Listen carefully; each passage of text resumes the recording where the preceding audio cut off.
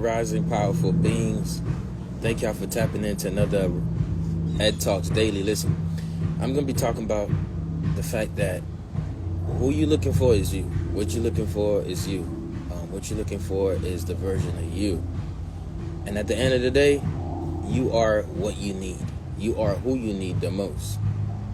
And what I mean by that is the person that you're looking for is pretty much the person that's been in you this whole time. Right? I mean, it sounds simple, but what you're looking for ain't nowhere else but inside of you. And it's like we heard this so much that sometimes it goes over your head, right? You're like, yeah, right. You're right. I mean, all I have in me is chaos. Sometimes you're like, yeah, right. All I have in me is anxiety. Sometimes you're like, yeah, right. All I have in me is this or that. And we forget that who we are. We start to think, we associate ourselves so much with what we think we have in us that we forget what we really have in us. You get what I'm saying? So, this rising, I want to talk to you about how everything that you're looking for is you. The way we experience life is based on perception. Perception meaning how we perceive things to be. So it's not necessarily what is right, what is just. It's what we see, is what we perceive. Which means at the end of the day, you might, right now, everything might be okay, but if you perceive that everything is not okay, that's kind of what you will see.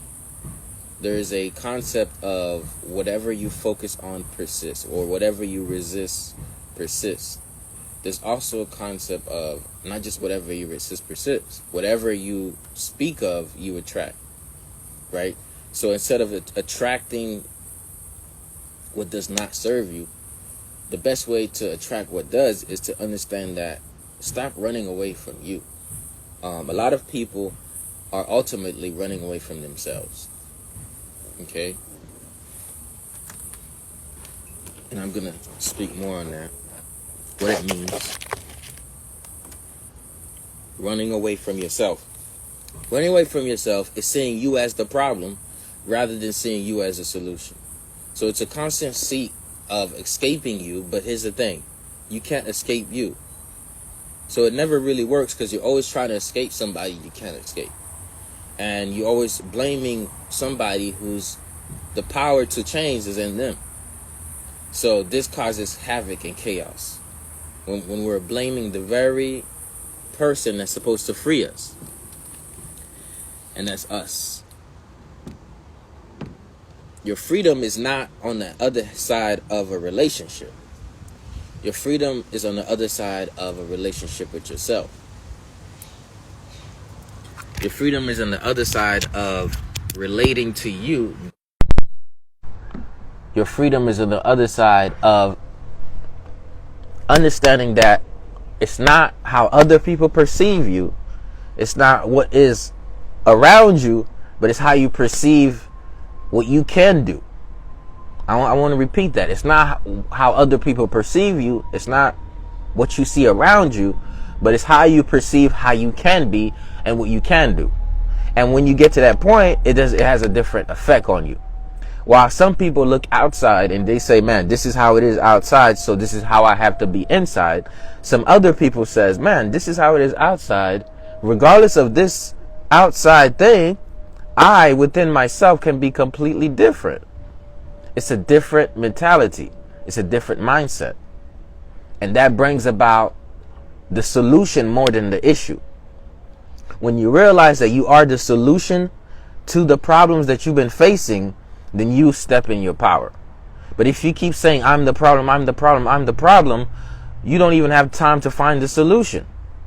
Because you're blaming yourself so much. Here's the thing. Shame is one of the lowest energies, one of the lowest frequencies. Shame. So imagine if you coupled shaming yourself all the time with blame. You blame yourself for this and you shame yourself for that. I blame myself for this. I shame myself for that. I never even have the chance to give myself the space to be empowered. So one of the major things you could do is stop being so hard on you. somebody says, what do I mean? Guilt ain't a bad thing.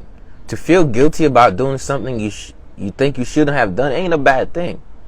But to remain in that guilt is to form your own dagger saying that it's going to save you. Right? Why cut off your confidence with a guilt knife? The guilt knife sometimes dissects so you can fix your character, but it's not for you to cut yourself with it.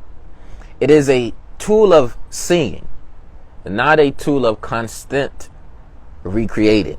The difference is I see myself in the mirror of guilt, but I don't look at that mirror and see myself as guilt or as guilty. Because if you make yourself guilty, you will not escape from the mental prison of shame. And the only way out of it is to let guilt communicate to you and let that be what causes you to act. So a lot of people, the reason why they don't act is because there's so much guilt. And guilt sometimes can disable you. Now somebody want to know, how do I let go of this? Well, when you feel guilty, what do you normally think about? You think about God, right? You think about the Creator. You think about forgiveness. This is it.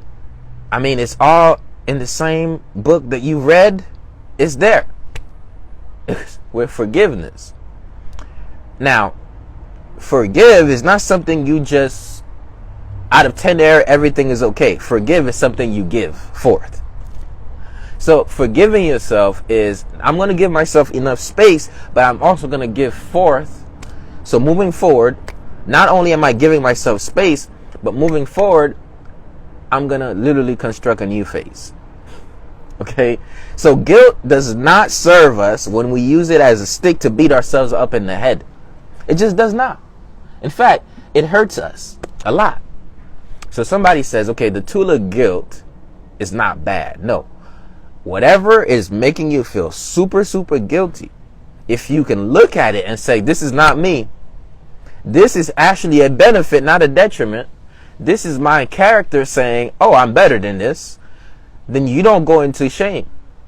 You let this communicate to you that, hey, I have morals. I have standards. And I didn't do right by those morals and standards. And as a result of that guilt, it should empower you to now be better. So somebody says, I've been feeling guilty about this for the last 6 months. It's become chronic, Ed. I've been feeling guilty about this for the last 12 months. It's starting to become kind of toxic. So if your guilt is becoming toxic, this means that you are letting it build up toxins in your body.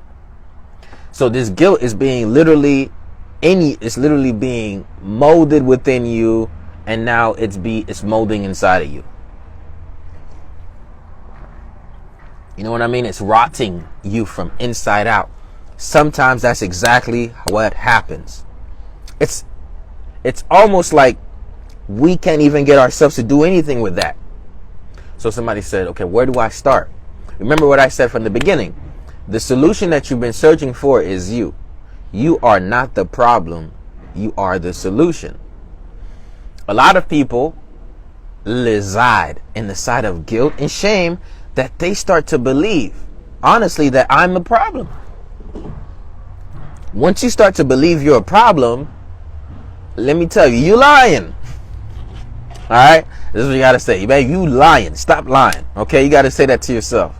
The moment you say you're the problem, you're identifying as it. When you say, oh, I see a pattern in my life, and you know what? I'm making a determined effort to change this pattern. This pattern is a problem in my life. And I'm going to stop this pattern now and forever. You're attacking the problem. You're not attacking yourself. What most people do is they put themselves as the problem subconsciously, and they subconsciously attack themselves all day.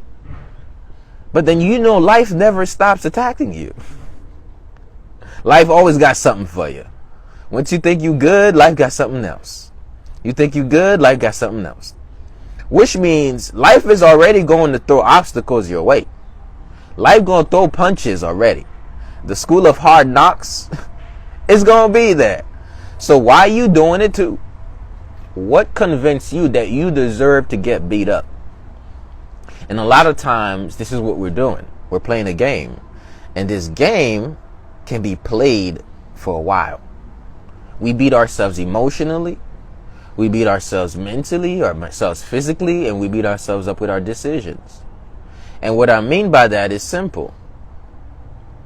You just by saying this, I'm a problem, look at me, it's a beat up. Every moment you spend thinking how you're the problem is a moment you rob from being the solution. Somebody told me, what about this matrix thing, man? This matrix thing is just, it's just weird. This matrix thing, I don't know. Why do we have to go through all this suffering? Like, why can't people just be good? Like, why we gotta go through all this? Why are we playing this game for? Like, why is God playing with us like this? Why did he make everything perfect? And I was like, well, in its perfection, it all can be. However, he gave everybody free will. And with that creation power, they had access to both sides of the energies that's available. Or not just both sides, all facets of it. So, God, in his infinite wisdom, understood the power of free will. So with the free will, he did not say you're going to be happy and joyous all the time. He said, through your will, you can free your happiness. Through your will, you can free whatever you want out of you. You can create stuff here. Through whatever will, as your will be, so it shall be. So somebody says, well, how can my will be free if it seems like everybody else's wills is affecting my life? Because they're not willing to show up. They're not willing to do this, or they're doing bad things, or they did this, or they did that. The solution is you. So once you focus on they as the problem, it's hard to focus on you as the solution. The thing is, they're going to be how they're going to be because they have free will. You can't control that. And because of the forces that be, sometimes these free wills are not on your side. As soon as we can accept it, acceptance is not I'm okay with it. Acceptance is this is it and I'm okay regardless of it.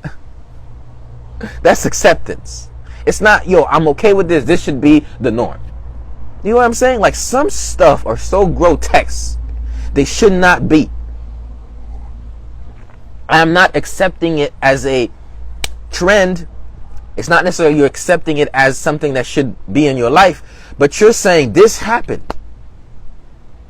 But if I don't accept this happen, this is going to be how I happened.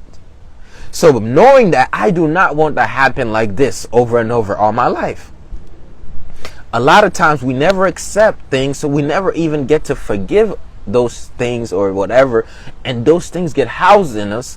And while we think we are standing up for ourselves by making our story the primary focus in our lives and saying what they did and how their wills was not, all of that, all it does is it takes away from your presence and you being here right now, transforming everything as you speak. And here's the thing, suffering, somebody says, man, I'm suffering, yo, all of the time. And I say, well, yeah, you're in pain all of the time. You are in pain. That is almost like pain is inevitable. It comes. But you're suffering. You're not suffering the thing. You're suffering you. And because you're suffering you, you can't escape you as the suffering of you. You get what I'm saying? So somebody says, I'm suffering. I'm suffering this trauma. I'm suffering this past thing. You think you're suffering it. But what you're really suffering is your mind. Now, somebody said, what do you mean? Let me ask you a question. Did you ever travel back in time using time travel and go back to that? Or did you use your mind to time travel in this realm? You used your mind to time travel. Somebody says, "What? Wait, what do you mean I time travel?" Well, you brought enough images of a certain time and era, and all you saw was those images, and you felt the emotion from that image, and not only did you feel it, you literally experienced it in the present moment. So let me ask you a question: did you not travel in time? Well, surely you did, my friend. You did. You traveled in time. Because while you think you're living in this time right now, you're living somewhere there. Now somebody says, well, this is my life. Somebody says, well, this is my story. Somebody says, well, this happened to me. Let me ask you a question. Do you want to hold on this that happened? Or do you want to grab onto that can't happen? I'm telling you. Do you want to hold on that old story that happened? When somebody says, well, I got to do the inner child work. Well, guess what? Guess what you're doing all these things for? It's not to hold it. It's to release it. Once the practice becomes a form of, like, you are literally putting your pain on a pedestal and you worship it, that's when it keeps perpetuating in your life and it becomes suffering. But once you put your pain on a higher plane so you can really see it, so lights can hit all around it, eventually that pain disintegrates. And we want to get into the point where we put our pain in the light enough that we're able to see the truth of it and we're able to paint pleasure. Because that is possible right now. Somebody want to know, Ed, I want to know how to paint pleasure. You telling me how you know this? Okay. Well, I'm not going to tell you how I know it. I'm going to tell you how I experienced this in my own life. Painting pleasure. Painting pleasure is the same as painting pain. You losing me, Ed. What you mean painting pleasure is the same thing as painting pain? Both of which, it takes a stroke. Somebody want to know, what is that? Well, you know how you paint? You got to stroke one time, stroke twice, and you have enough focus, intention, and will. Remember I said we have free will, but based on what we focus on and our intentions is what kind of lead whether we get heaven or hell. So let's stay there. You're like, okay, how do I do it? Painting stroke by stroke.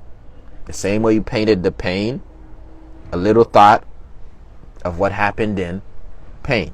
A little thought of what happened before pain. A little thought of, oh, they might be perceiving me. A perception that's not necessarily true pain. It takes only a stroke of thought to create pain in you. It only takes a stroke of breath to create pleasure. No thought is needed. You see, that is the truth. Somebody want to know why. What do I mean by that? Sometimes it takes 20 strokes of paint to experience pain. You just thinking, you thought about something so much that now you just pain to suffering. But sometimes it takes one stroke of appreciation and you let go of all the frustration. One stroke. You look up and you're like, oh my goodness, I'm alive. Gratitude, and everything shifts. So the same way you created pain in you, you can create pleasure. Somebody want to know, like, what? Okay. Habits. By the way, if you're tapping in, share this video to 5 friends, comment done. I haven't done my podcast in a while, but as I tell you, this is just me being a vessel. So, anyways, the same strokes effort that it takes, it's the same amount of effort. You just have to change your focus and your intention. Somebody want to know, all right, Ed, you're talking a lot. I like it, but I want to know how I switch my focus and intention. Well, it goes like this. You sit down, you take a deep breath. Sense what's happening in you. Sense the energies that's within you that is all over the place and accept it. Don't try to, oh, I shouldn't be like this. Why are you always, why are you sometimes, why are you never? Don't do that. All right? You do that too much. I do that, you do that, we do that. We do that. We shitting all over ourselves. Okay, back to it. What I'm saying is, why you sometimes, why you always, why you never, all it does is it hits you in the head with a bunch of whys. And now you're not becoming any wiser. Because why is not always the answer. A lot of people say, well, why this happen? Well, I want to know why is God like this? Why is not the answer. Why is a rabbit hole to a whole possible explanation? Why? If you're thinking and you're thinking too much, asking why in that state of mind sometimes ain't gonna help you. Okay, I'm gonna tell you straight up, cause you gonna uncover too much. Now, somebody want to know, like, man, should I not reflect to see why did this happen, to see the pattern? Well, let me see. You're stuck in a pattern, and you're trying to leave it. Asking yourself why. It doesn't do much, but gets you more in the pattern. But if you say, like, yo, why not? Like, wait. Instead of saying, why is my life horrible? Why is my life this? Why is my life that? Why is everything so horrible? Yo, why not me? Like, what? Why not me? Why not? Like, why not me to be able to experience this joy? Why not me to be able to out here be in gardening and be in my peace? Why not me to be able to healthy? Like, why not? Now, this says there's nothing that limits me from what every other creative being have. And you ask yourself another more empowering question. Why not now? So while most people stuck in the whys, trying to put a definition on why this happened, or why is it like this, or why am I like that, ask yourself, why not be how you want to be? The solution is you. This problem the solution is you. The solution you're seeking for is in you. So you say, why not now? Why can't I just at this moment, why not now to decide that I'm going to respond differently? Why not now decide that I'm going to forgive and accept and let go? Why not now? You're like, oh, snap. You mean, first of all, there's nothing wrong with me. I can do it. Okay. Second of all, there's nothing wrong with me right now. I can do it, and I can do it in this season. Oh. And then somebody says, whoa. That's a difference. It's a different mentality. Empowering. Once your life changes the moment you know that there is a change possible for your life. I'm telling you, the moment your story shifts, your life shifts. The moment the story shifts, your life shifts. Somebody says, well, the shit is still there. Well, guess what? It's going to take some time for that to clear up, okay? You know, just because you shift don't mean the shit all goes away. But somebody said, yo, I'm trying to run away from all of that. Well, guess what? Sometimes in life, for you to appreciate the smell of the roses, you got to smell some shit, okay? I'm just letting you know. That's how it be sometimes. Somebody says, why can't the Creator just allow us to... Guess what? He did. But the thing is, we start taking it for granted. Okay? So, gotta get out your own way. I love that. Why not be what we want to be? By the way, y'all share this video to 5 friends. Yo. But here's something that changed my life forever. I'm gonna give you a little personal story. I used to feel so guilty about not calling my mom. Now, as you guys can see my Instagram, I love my mother to death. Okay? I love my mother to infinite life, let's say it that way. But I had an internal conflict of guilt. Every time I tried to call her, I just thought about the times I didn't call her. And I would say, why am I like this? I'm such a horrible person. You're a horrible son, Ed. I'm telling you. It used to eat me up inside. Like, I feel like sugar, honey, iced tea. I'm like, bro, what's wrong with you? Just call your mom. I was like, damn, I didn't call her last week. Or I didn't call her yesterday. I was like, damn, I didn't call her the day before. I was like, damn, when I call her, she's going to be like, why you never called me? Where you was at? What the fuck you was doing? So I'm like, okay. I was just, man, forgive me because I didn't know what I was doing. But basically, I kept feeling ashamed. The same shame that's keeping you in the loop of shame.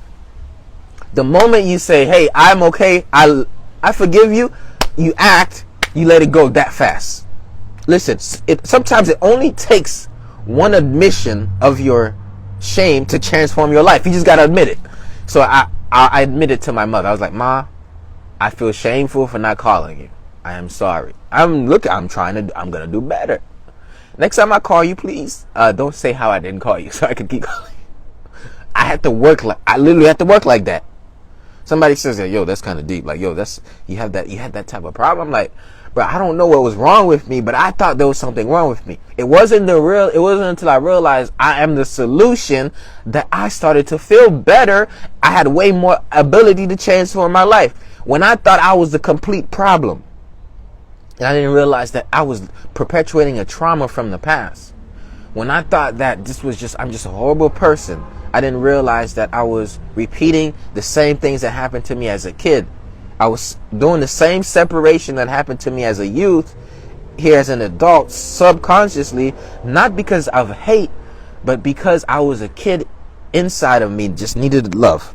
And I didn't know how to do that. So once I'm able to have that clarity, this is way more compassion for somebody than, man, you're a horrible person. Look at you. That's how we talk to ourselves a lot.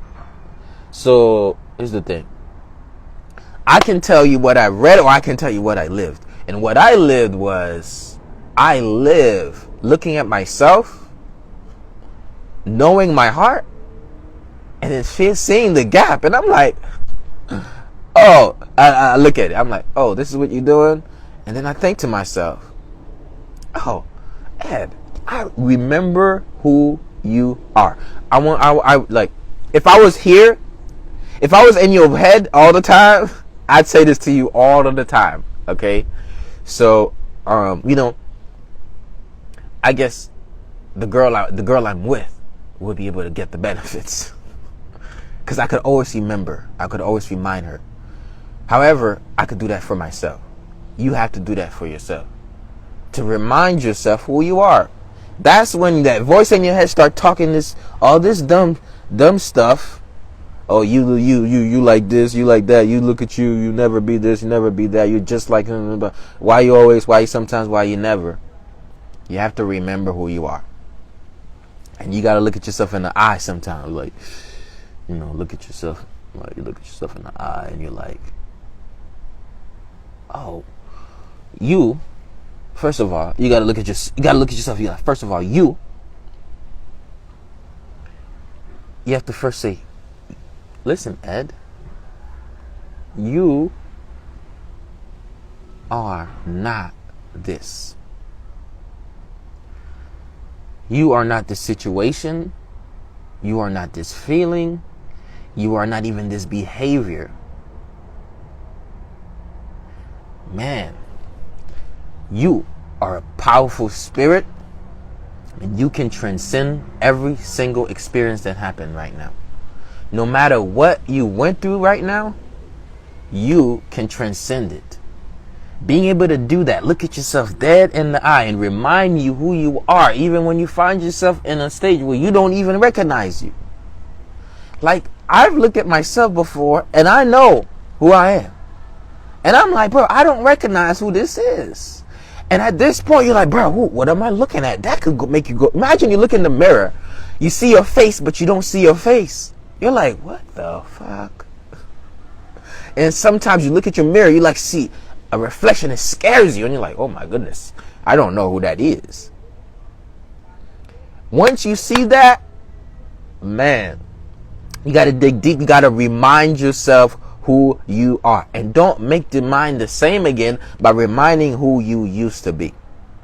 Who you used to be is what you've associated with so far. How you used to think, who you used to be. Who you are has nothing to do with necessarily your past. Who you are does not have anything to do with your experience. In fact, who you are has nothing to do with what you've acquired.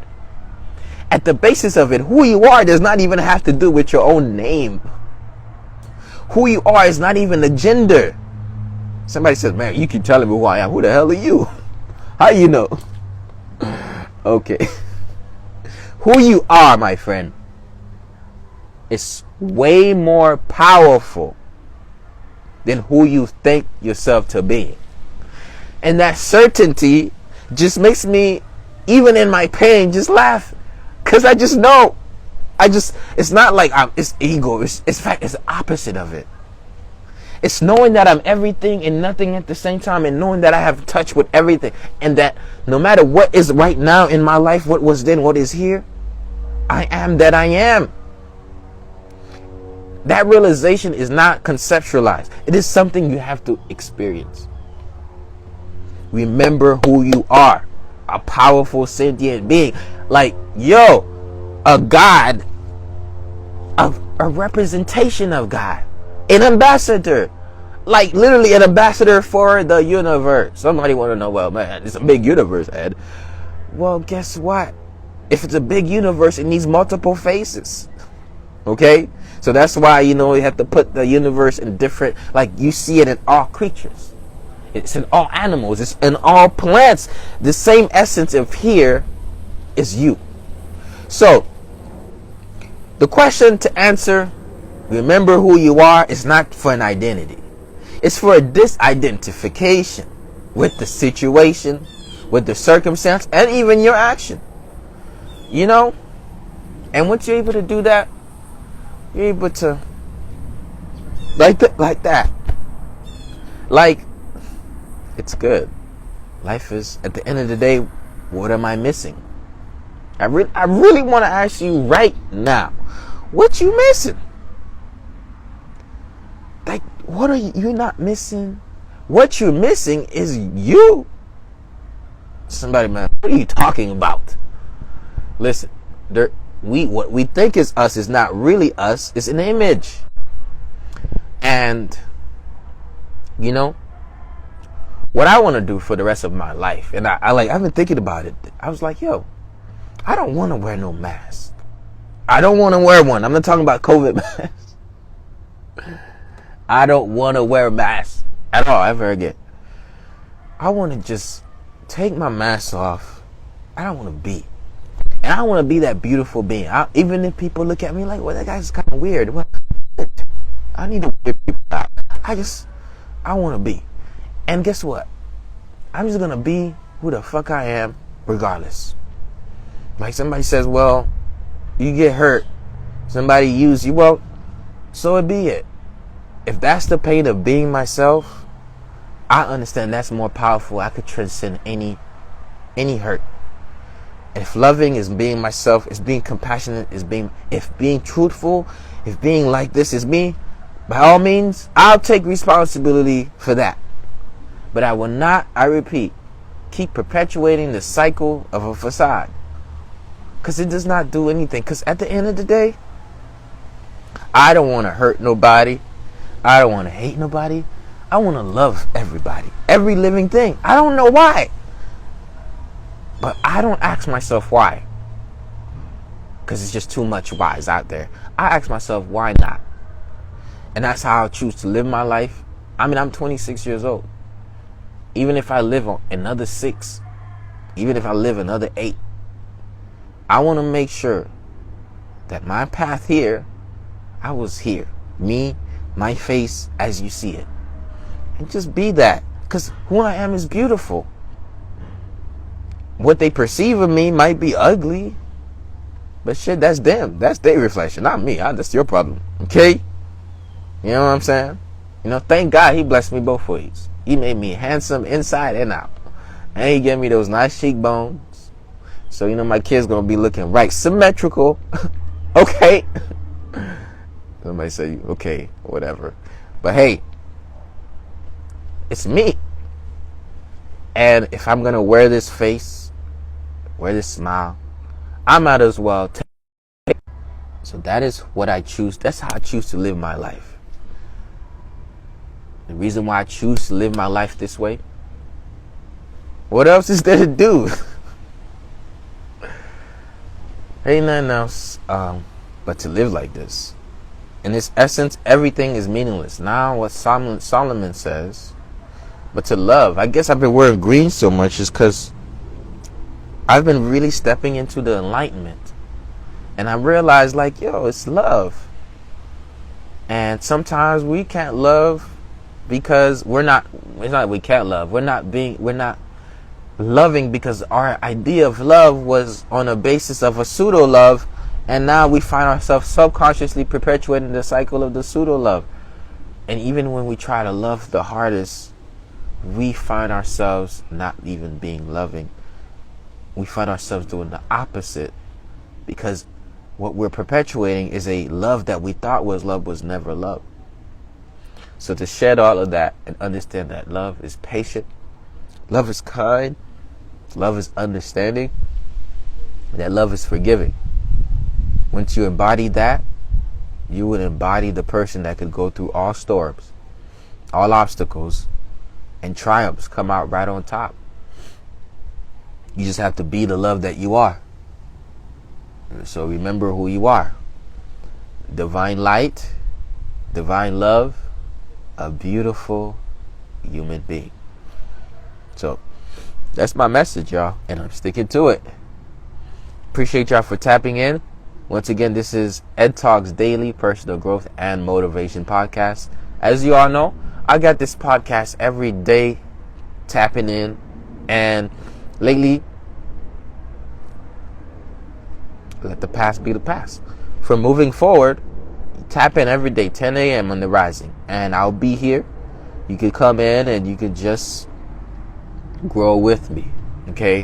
And if you want to subscribe to the podcast, once again, I guess I could comment it, but go to Ed Talks with a S daily.com, and you'll be able to subscribe and listen to these episodes, all right? So once again, peace and love. I love you. I appreciate you. And from my heart out to yours. Keep being beautiful. Remember who you are. Peace and love.